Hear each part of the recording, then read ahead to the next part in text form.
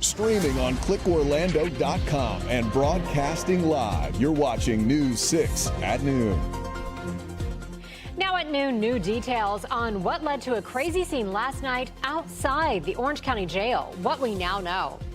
Plus, the latest developments after the former Osceola County Sheriff had a hearing in his gambling case. Thank you so much for joining us this noon. I'm Julie Broughton. Developing right now, we are learning new details about the shooting that happened just outside the Orange County Jail. We brought you this as breaking news yesterday at 4. Authorities say Anthony Miles is facing multiple charges. Orlando police say 2 witnesses said Miles followed them, hit their car and shot at them. A 76-year-old woman was shot and taken to the hospital. Miles faces 3 counts of aggravated assault with a firearm and shooting from a vehicle. He is being held on no bond. In Brevard County, we're learning an elementary school crossing guard is in the hospital after being hit by a car. This is a story a viewer let us know about this morning. That viewer tells us she was dropping her daughter off at Gulfview Elementary School when a police officer told her a crossing guard had been hit by a vehicle. Rockledge police confirmed that crossing guard was taken to the hospital after being hit by a car. We still don't know the condition of the person. We've also reached out to Brevard Public Schools for more details. As soon as we learn more, we will update you on air and online. New at noon, we're learning a man died in a shooting in an Orange County neighborhood. It happened early this morning, just before 3 on Piedmont and Campanella Avenue off Ivy Lane. That's right by Carver Middle School. The Orange County Sheriff's Office says deputies found a man in his 20s who was shot and unresponsive. Deputies say he died at the hospital.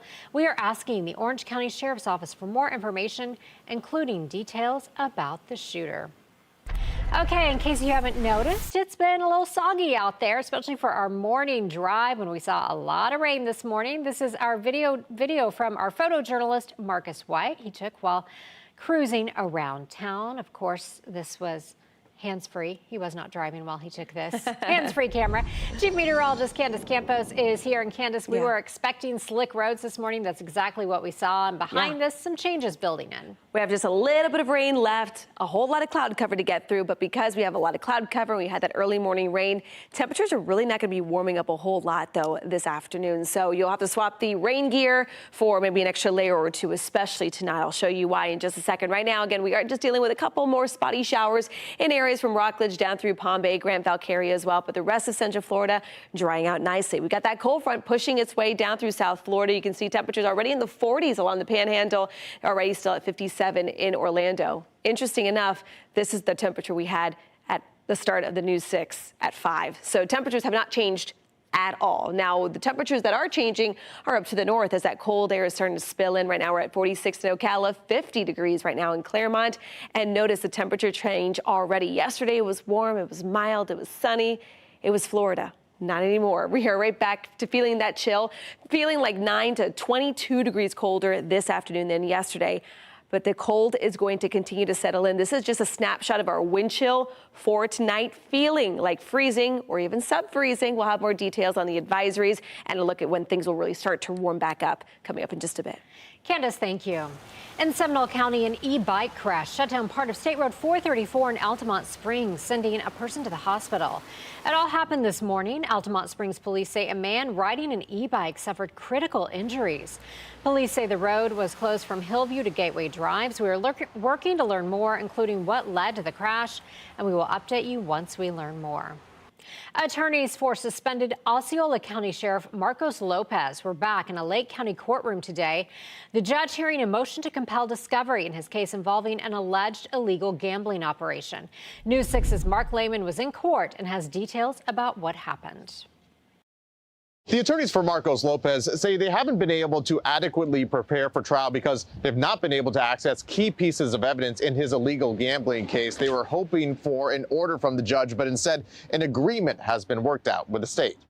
We don't have the ability to copy or present those or bring those to defense counsel. A judge hearing a motion to compel after attorneys for Marcos Lopez said the state isn't meeting discovery obligations. It includes obtaining surveillance from a Kissimmee gaming room, which prosecutors say Lopez collected more than $600,000 in illicit payments from. So we are desperate to see what they allege they have.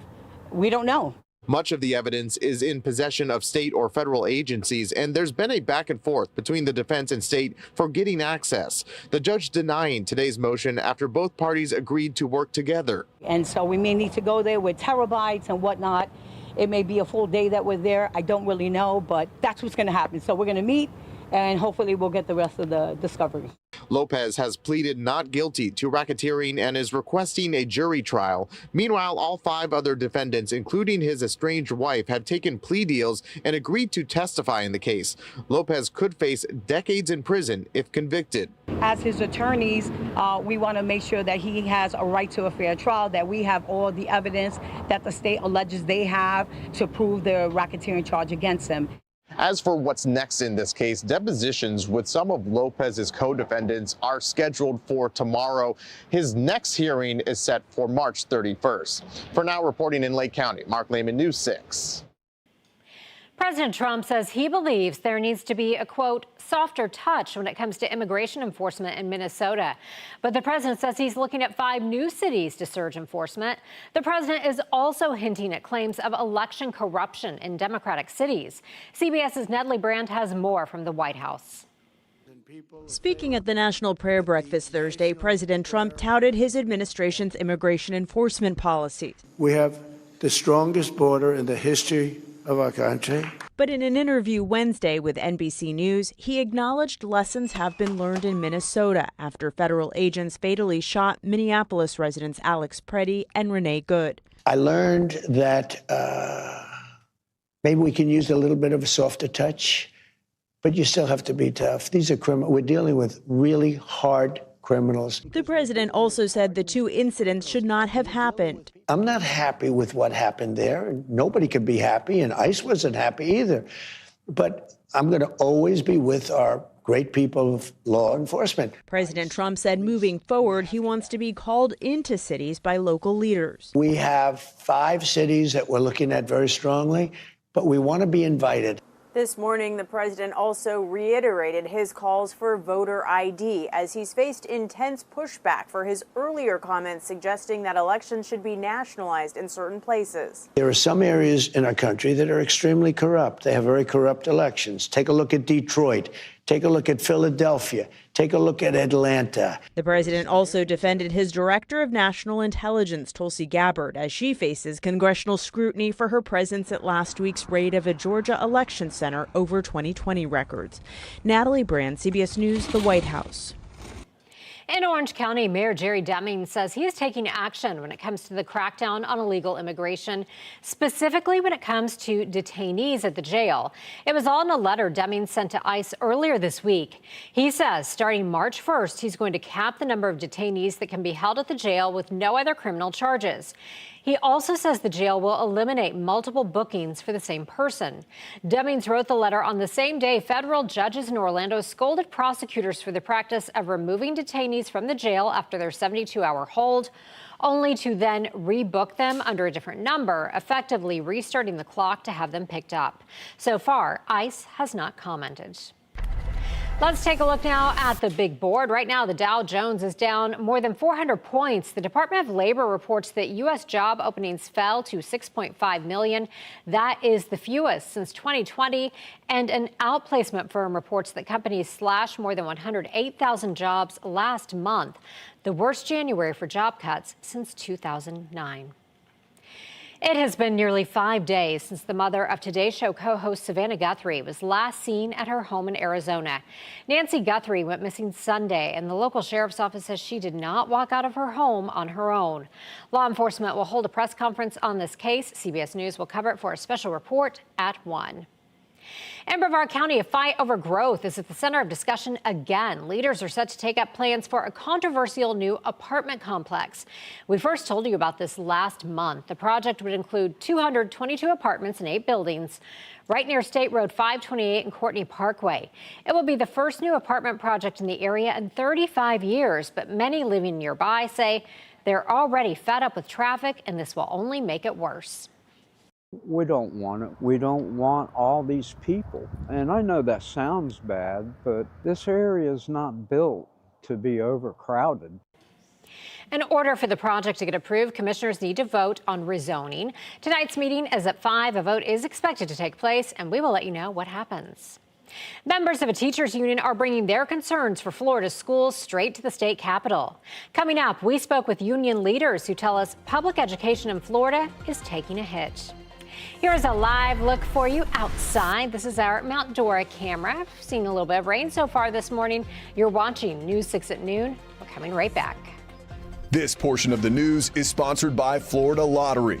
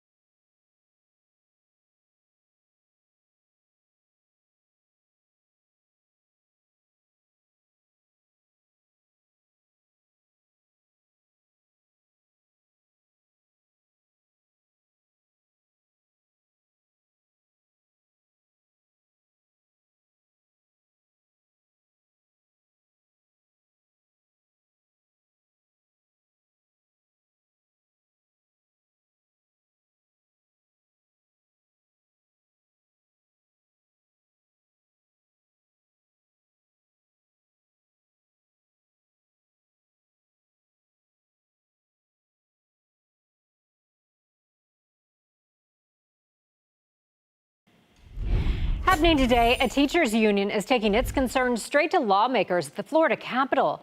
The union's concerns: schools closing, teachers leaving, and parents frustrated. Public education in Central Florida has taken a hit in recent years.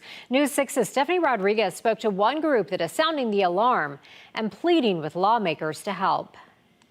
With the school voucher program and Schools of Hope, the Florida Education Association is concerned public school districts are underfunded, short-staffed, and being left with little help from the state. And that's why today they're taking their worries right to the state legislature. What's the message? It's time for lawmakers to listen to the voters in the state of Florida and invest in our public schools. Florida Education Association President Andrew Spar is ready to bring his concerns to the state capitol. When we look at all of the challenges that we have in our public schools right now, 45th in the nation in funding, a massive teacher and staff shortage driven by really low funding, really bad policies. We see the inequities. In December, Governor Ron DeSantis announced his proposed budget. In it, he set aside more than $30 billion for K-12 schools and $1.5 billion for teacher pay increases, an increase of $200 million from last year. We put our money where our mouth is. We did record funding for teacher pay increases for Florida. But for SPAR, it's not enough to keep teachers in the classroom. The increase is around $200 million or a little less than $200 million, which when you divide it among all of the teachers in the state of Florida does not come close to keeping up with inflation. The budget also sets aside $20 million for the Schools of Hope program, which allows charter schools to share space with public schools.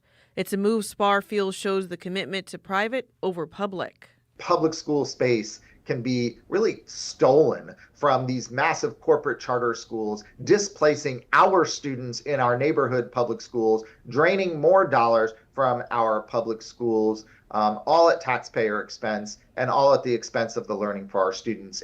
The Florida State Senate last month unanimously passed a bill to overhaul Florida's school voucher system. So far, though, that bill has not seen much movement in the House. In the studio, Stephanie Rodriguez, News 6.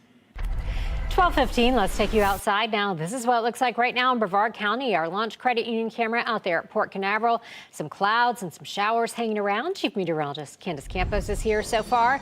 As expected, it has been a gray day, but we do have some changes that will be heading our way toward the weekend. And they're changing pretty quick, Julie. And it's going to be one of those days where every couple of hours you're going to notice a big shift in the weather pattern. So we had a lot of rain this morning, and it accumulated to about a tenth to about a quarter of an inch of rain. So at that point, we'll take whatever rain we can get. Drought monitor was updated today. No significant changes, but still not great to start February. So we'll take whatever rain we can get. Right now it's still falling. Rain is still falling as in parts of Titusville, Oak Hill. You can see just lingering moisture right now, right along the coastline. Most of the rain should be wrapping up within the next hour or so.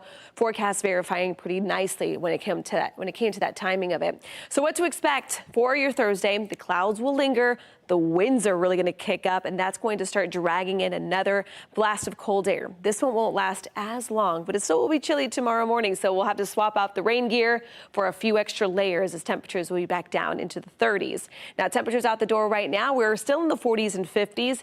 Interesting little fact here, that's 57 degrees in Orlando, hasn't changed since about 5 a.m. this morning, so it's been very steady and very consistent. Maybe we'll add another degree or so to it, but for the most part, our daytime high is basically where we've been all morning and afternoon long. So again, most of that moisture, again, models have done a really good job handling the timing of this front and the moisture associated with it. So we're going to continue to kind of time out the rain to linger until about 2 along the coast, and then everything shifts further out. Those clear skies bring in those nice, cool, chilly temperatures for tonight with that strong breeze in place. Now, the breeze is already kicking up, already gusting between about 20 to 25 miles per hour, and that will be the case throughout most of the afternoon. So as we take you here, hour by hour. Your forecast is sponsored by Strata Services. Again, very consistent temperatures in the mid-50s. Then once the sun goes down, that's where temperatures are going to tumble. We'll be back down into the 40s pretty quickly. Our official overnight low in Orlando is down to 37 degrees. We do have a freeze warning in effect from Marion County. The rest of Central Florida under a cold weather advisory, and that's because we'll have just enough of a breeze in place and those chilly temperatures to bring temperatures to more of those hazardous wind chill values. Now, the big question everyone keeps asking anytime I'm running into anybody at the grocery store for the last couple of days is, when are we done with this cold? We've run out of clothes to wear. We're done adding extra clothes to the laundry. The good news is this big dig in that jet stream is going to shift further north. We're going to have a relatively weak yet decent ridge of high pressure that's not really going to ramp up temperatures to near record values, but at least it will be bringing temperatures back to where they should be for this time of the year for the weekend. So as we get results here with your full 7-day forecast, we have another chilly day tomorrow with highs still in the 60s. A lot more sunshine, though. And then as we head into the weekend, we'll be nearing 70 both Saturday and Sunday. And then look at that, could get even close to 80 degrees by the end of the work week. Candace, thank you. The weekend is looking good. An Olympic track star arrested for super speeding enters a plea in court. Coming up, what Sha'Carri Richardson is now saying about her high-profile arrest. And coming up tonight on News. On New England Avenue here, that was the business area of the black community. This was the location of my elementary school. It's not the same building, but it's the footprint of where my elementary school was, where I attended in the 50s. Just 14 years after the Confederacy fell, free black families founded what became known as Hannibal Square. Tonight, we take a look back at the history and how one woman lived through it. Here is a live look for you of downtown Orlando. Looking a little gray out there on our Light Orlando Delivering Hope camera. You're watching News 6 at noon. We'll be right back.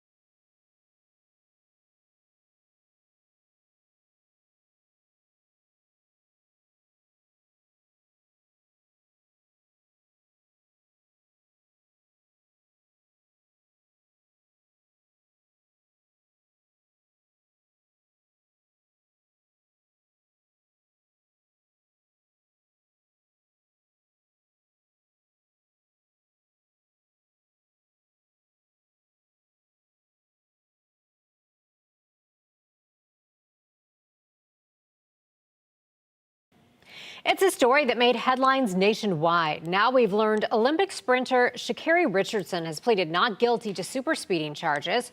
Orange County Sheriff's deputies arrested Richardson last week after deputies say she was caught driving 104 in a 65-mile-per-hour zone on the 429. Body cam video shows her flashing her lights, making unsafe lane changes, and even cutting off the deputy.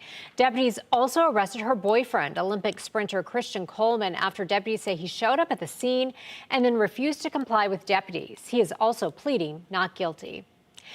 Happening today, the Trump administration launching a new online prescription drug platform. It's called Trump RX. The website allows you to buy certain prescriptions directly from drug makers at discounted prices. It is still unclear whether paying cash through the site will be cheaper than using insurance, but the president says nearly 20 pharmaceutical companies have already agreed to participate. Check out our primetime lineup on News 6 Plus. Matt and Ginger have a new take on the day's news on News 6 tonight. That's at 9. Meteorologist Jonathan Kagas answers your weather questions at 9:30. Then watch the late news an hour earlier. It's all tonight on News 6 Plus. Download our streaming app for free. Just search WKMG in your smart TV's app store.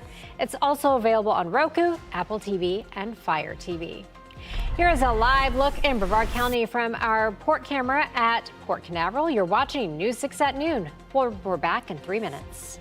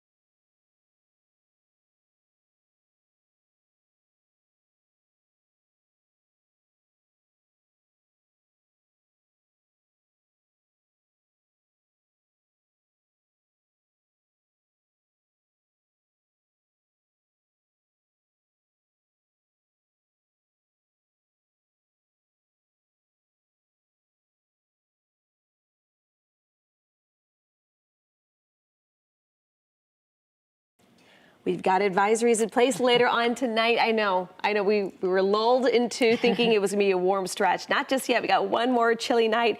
Early Friday morning, we'll be waking up to cold weather advisories, freeze warnings as well.